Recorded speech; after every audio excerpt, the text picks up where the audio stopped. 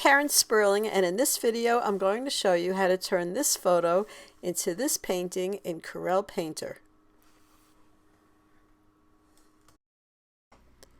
The video features step-by-step lessons for turning a photo into a painting using Corel Painter 2022 brushes.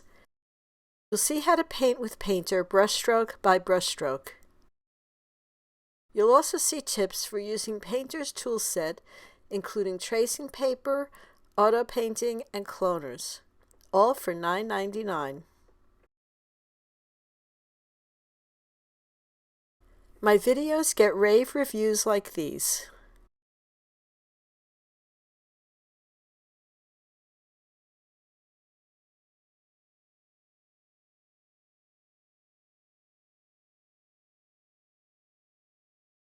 So head over to my artistrymag.com website and order the new Artistry Quick Fix video today. Happy painting!